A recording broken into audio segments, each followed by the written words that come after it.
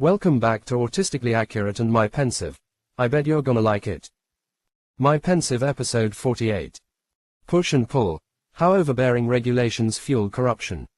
In any system that seeks to promote order, there's a careful line between guidance and obstruction. Regulations, at their best, protect the public, maintain fairness, and encourage a level playing field.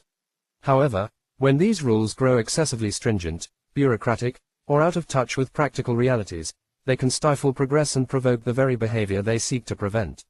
Corruption often emerges as a path of least resistance, a reaction to regulations that seem arbitrary, counterproductive, or obstructive. This essay explores the connection between excessive regulation and corruption, illustrating how pushback becomes a natural outcome when rules work against rather than with human behavior. The purpose of regulation and the risk of excess. Regulations exist to shape behavior and uphold standards that benefit the collective.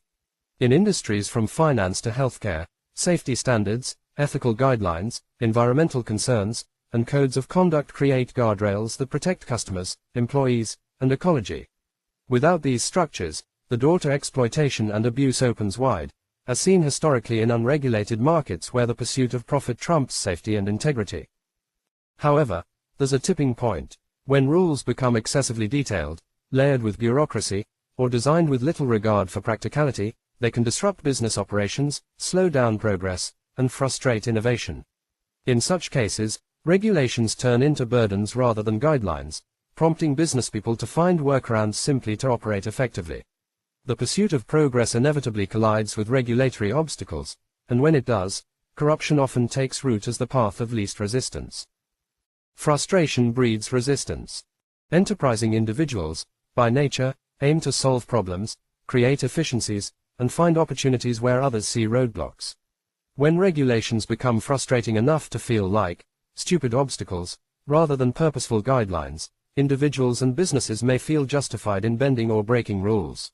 After all, if the rules seem irrational, then circumventing them can feel like common sense rather than deviance. Moreover, the perception of unfair regulation can undermine respect for the rule of law.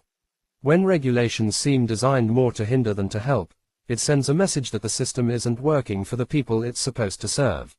This can foster a culture of non-compliance where cutting corners or finding loopholes becomes a legitimate strategy, especially if others in the industry are doing the same. The sentiment, essentially, becomes, if this rule is nonsensical, then it's fair game to sidestep it. The pushback effect. A rigid regulatory environment not only creates frustration but also fuels what might be called the pushback effect. This effect occurs when individuals or companies, instead of strictly adhering to overbearing rules, begin to subtly or overtly oppose them. This pushback manifests as corruption, but not necessarily as malicious dishonesty. It's more akin to survival within an unreasonable system. From cutting small administrative corners to larger acts of bribery, rule breaking becomes normalized when it's seen as the only viable way to operate efficiently. The pushback effect is especially pronounced in emerging markets or industries experiencing rapid change. In these environments, bureaucratic red tape can create delays, which translate into lost opportunities and profits. In response, companies might offer bribes to expedite processes, misinterpret regulations, or keep certain activities off the books entirely. This behavior, while technically corrupt, can be framed as rational adaptation to a system that has failed to balance oversight with flexibility. The feedback loop of regulation and corruption. Unfortunately, the presence of corruption often leads regulators to introduce even more rules, creating a feedback loop where excess breeds excess.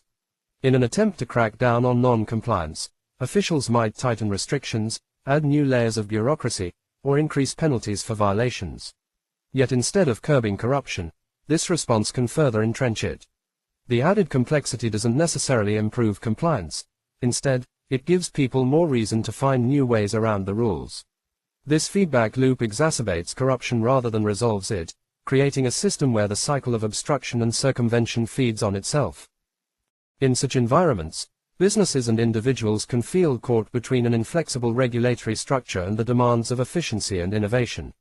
The end result is a system where corruption becomes embedded, not out of inherent malice or greed, but as a functional response to an overreaching regulatory structure. The solution, therefore, is not necessarily more rules, but better rules, regulations that are realistic, enforceable, and structured to facilitate rather than hinder. A call for balance. A balanced approach to regulation is one that considers both the protective role of rules and the realities of those who must follow them. The best regulatory frameworks prioritize flexibility and simplicity, ensuring that businesses can comply without undue burden. Such frameworks allow for innovation and adaptation while still maintaining core protections.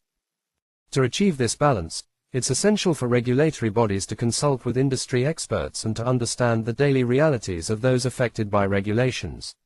Collaborative regulation, where input from multiple stakeholders shapes the rules, can create a system that aligns with practical needs. Transparency is also key.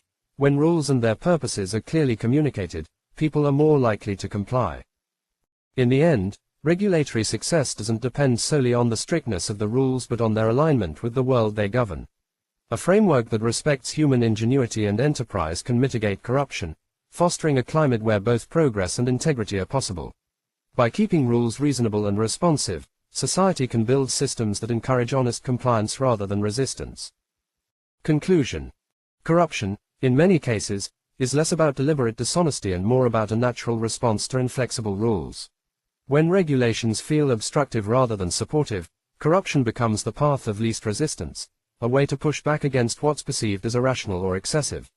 To curb this cycle, regulators must recognize that the strictness of rules doesn't equate to their effectiveness.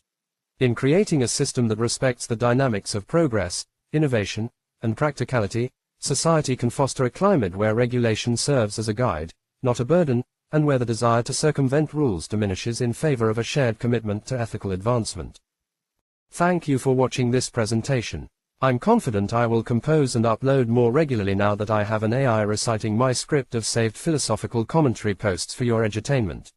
Please like, comment, subscribe, and share my videos and channel to everyone you believe will appreciate such serendipitously informative content.